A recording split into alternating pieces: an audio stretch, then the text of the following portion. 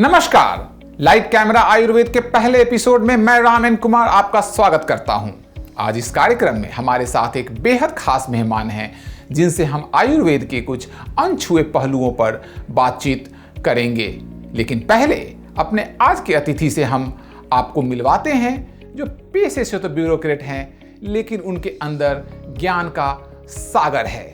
हम बात कर रहे हैं श्री रमेश चंद्र जी की, जो वरिष्ठ IRS अधिकारी हैं और आजकल national academy of customs, indirect taxes and narcotics में ADG के पद पर काम कर रहे हैं। इन्हें अपने कार्यों के लिए कई सम्मान मिल चुके हैं और इनके कई रिसर्च पेपर भी प्रकाशित हुए हैं। इन्होंने मेडिकल, मार्केटिंग, फाइनेंस और पब्लिक पॉलिसी की पढ़ाई की है।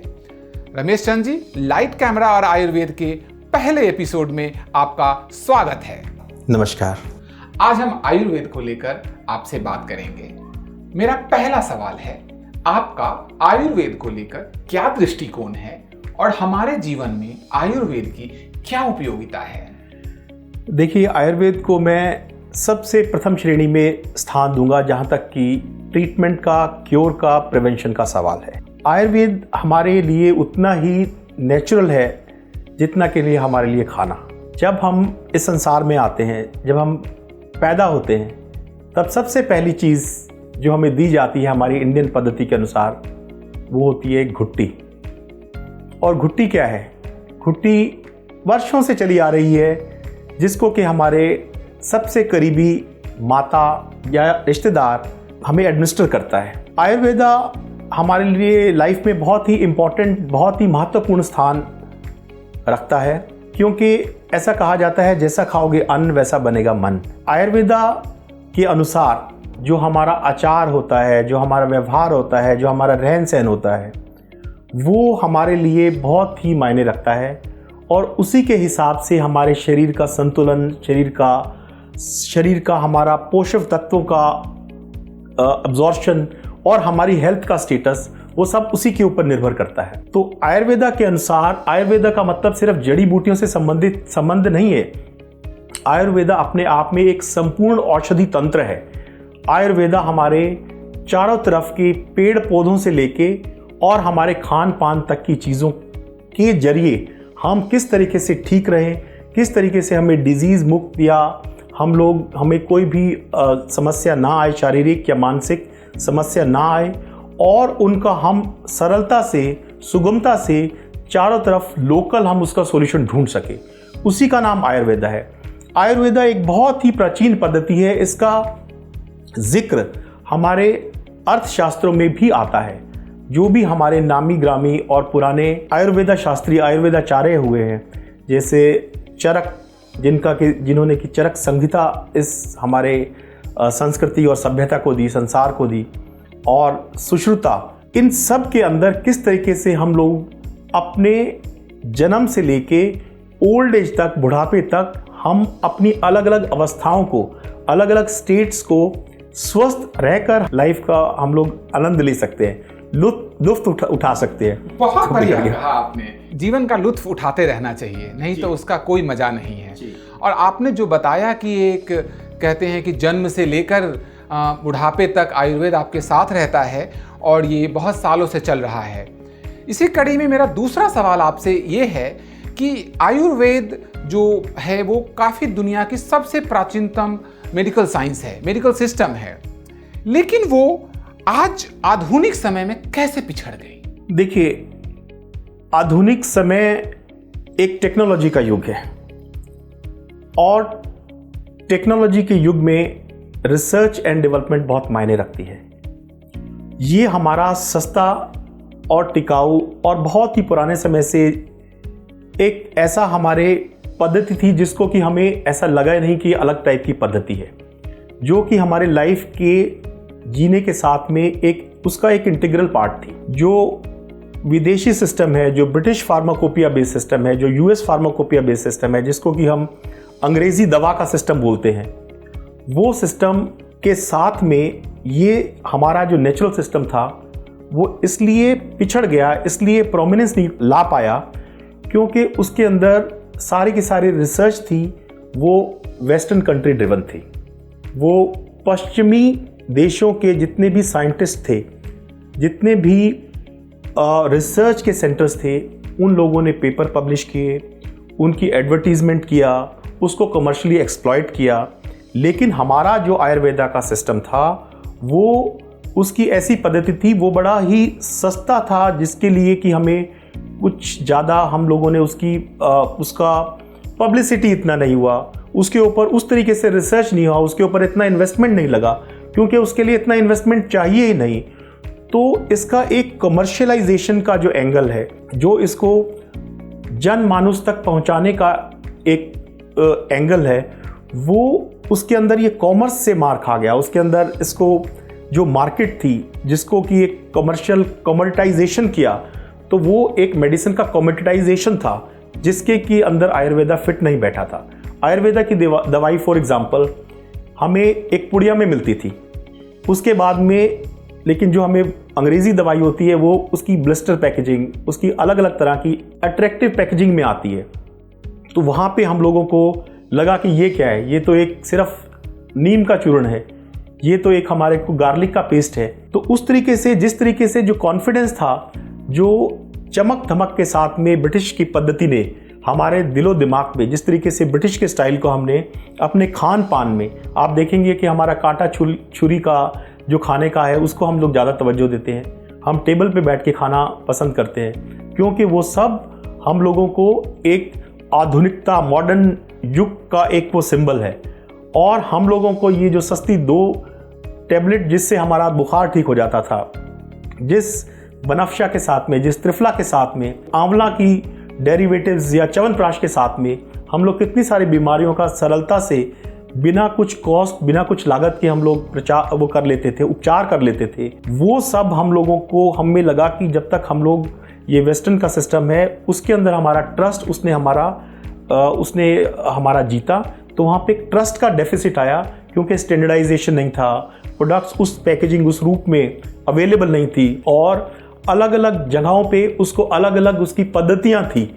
हमारा आयुर्वेदा हमारे इंडिया के सिस्टम्स का एक पार्ट है, जिसमें कि बाकी के यूनानी, सिद्धा और होम्योपैथिक का मेडिसिन का सिस्टम भी, जो कि हमारा इंडियन सिस्टम ही माना जाता है। तो उन सब के साथ में ये सारे के सारे सिस्टम एक अपनी जगह, एक अपना स्थान नहीं बना पाए, क्योंकि इसकी मार्केटिंग स्ट्रेटजी, इसकी पब्लिसिटी, इसकी एडवर्टीजमेंट, इसके ऊपर जितना पैसा लगा था, उन सब की वजह से हमारा आयुर्वेदा का सिस्टम अपना पनप नहीं पाया जिस लेवल में इसको पनपना चाहिए था। आपने बहुत अच्छी बात कही, और इसी बातचीत के क्रम में चूँकि आपसे निकल के आया कि जो आयुर्वेद है वो आहार विहार, प्राकृतिक चिकित्सा, इन चीज़ों पे काफ़ी बल देता है।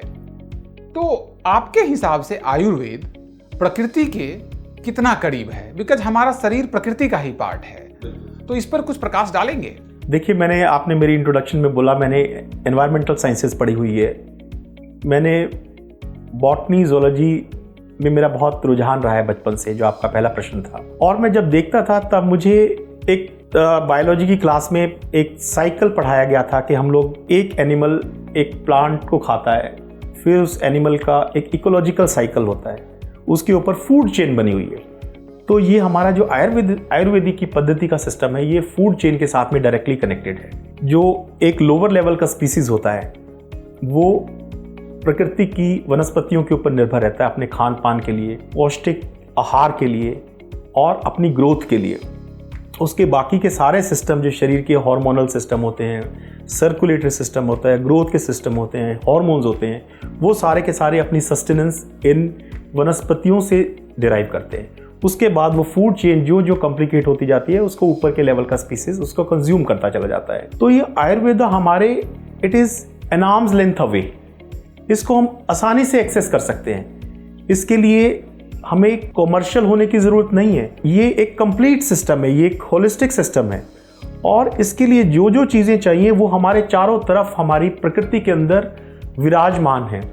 जैसे नीम का पेड़, पीपल का पेड़, हमारे और बाकी की जो खान पान, जैसे अदरक और बाकी की जो हमारी सब्जियों में मसाले डलते हैं, ये सारे के सारे हमारा एक नेचुरल, जो हमारा रोज़ की हमारा खान पान का पद्धति है, उसके साथ में हमारा जो एक कल्चर है जो हमारी, एक हिंदुस्तानी, एक भारतीय कल्चर है, भारतीय सभ्यता है, उसके अंदर हमारे खान पान के अंदर ही इसको इंटीग्रेट किया है। जब आपका खान पान ही आपकी दवा हो जाए तो आपको कोई भी बीमारी नहीं लग सकती। तो उसी तरीके से हमारे ऋषि मुनियों ने 2,500-3 हज़ार और उससे भी पहले, जब तक कि हमारी पूरी रिसर्च उन्होंने की और उन्होंने इसका स्टैंडर्डाइजेशन किया, इसको बुकों में प्रकाशित किया, इसको जो हमारी पुस्तकें होती थी, जो हमारे वेद शास्त्र होते थे, उसके अंदर इसके बारे में लिखा गया।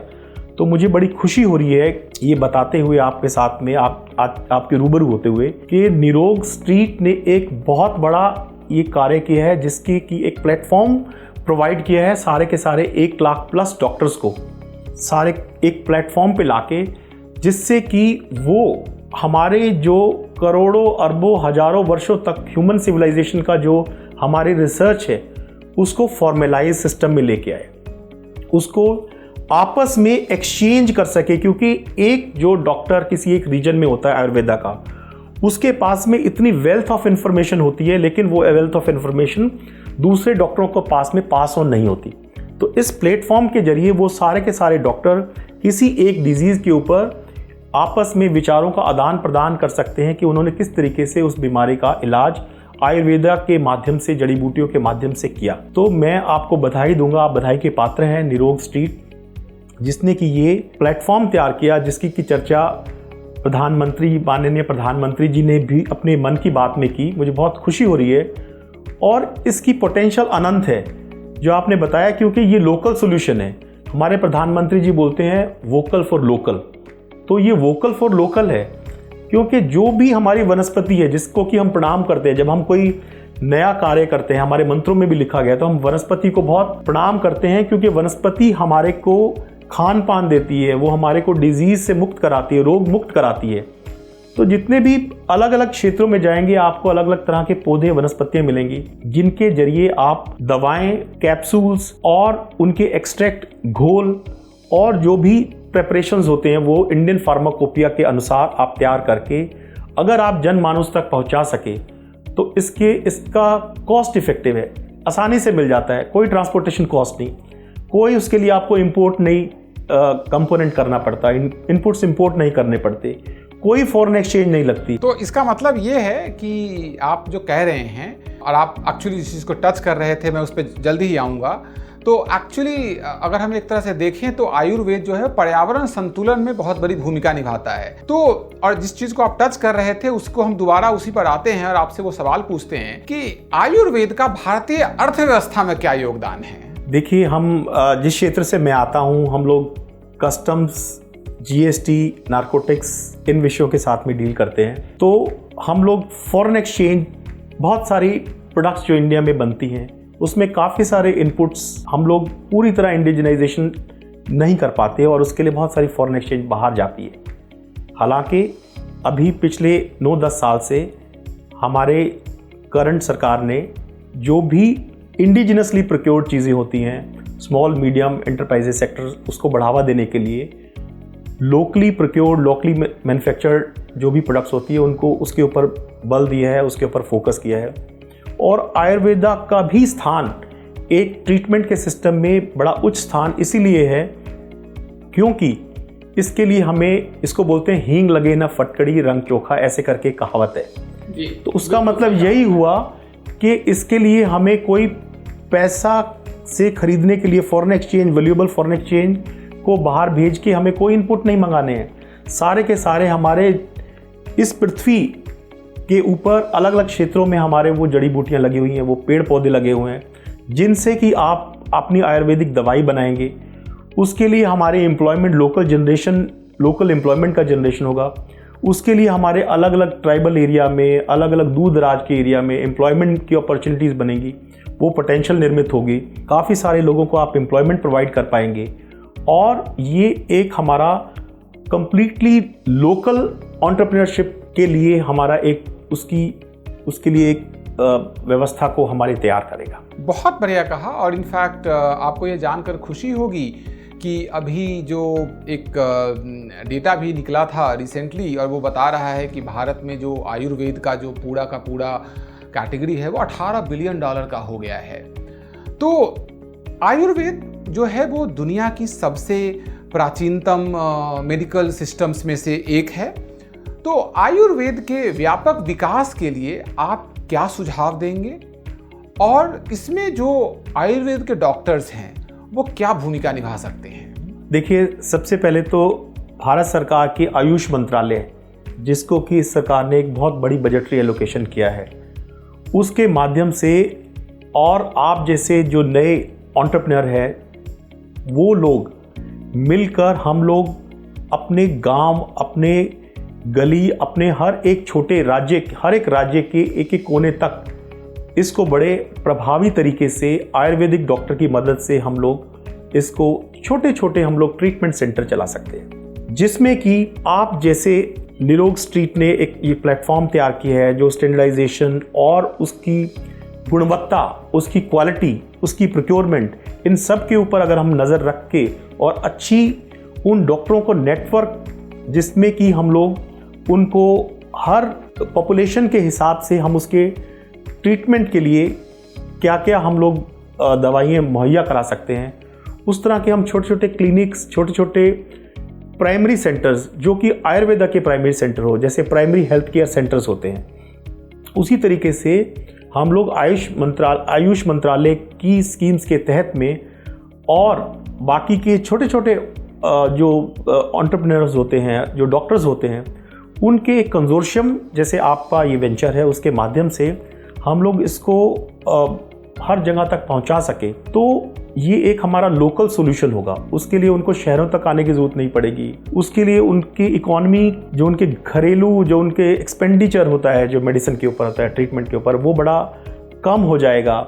शुरुआत में ही अगर किसी रोग का हम लोग निदान कर पाएँ आयुर्वेदा सिस्टम की सहायता से, जैसे 60 आपने ही बताया कि 60% डिजीजेज लाइफस्टाइल डिजीज होते हैं, जिसमें कि आयुर्वेदा एक बहुत बड़ा रोल प्ले कर सकता है। एक्चुअली वो WHO के हिसाब से वो 70% डेथ्स अब लाइफस्टाइल एंड क्रॉनिक प्रॉब्लम के कारण होते हैं। सिर्फ 30% डेथ जो है वो इमरजेंसी केयर की ज़रूरत पड़ती है उसको। जी, जिसमें कि हम लोग एलोपैथिक सिस्टम की सहायता लेते हैं। तो अगर हम लोग अपने 70% केसेस के अंदर आयुर्वेदा का प्रयोग कर सकें, तो हमारा जो एक्सपेंडिचर है हेल्थ केयर सिस्टम पे, वो काफ़ी हद तक हम लोग कम कर सकते हैं।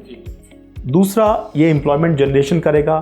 तीसरा, हम लोग सारे के सारे आयुर्वेदा डॉक्टर वो उनको लोकली सॉल्यूशन करेंगे, तो हमारे जो सिस्टम, मेडिकल केयर सिस्टम, जो अर्बन लेवल पे सिस्टम होता है, उसके ऊपर भी इतना दबाव नहीं आएगा। बहुत बहुत धन्यवाद आपका, और हमें बहुत वैल्यूएबल जानकारी मिली। रमेश चंद्र जी, हमसे बात करने के लिए आपका बहुत बहुत धन्यवाद। आपने अपना कीमती समय दिया, उसके लिए हम आपके आभारी हैं। धन्यवाद।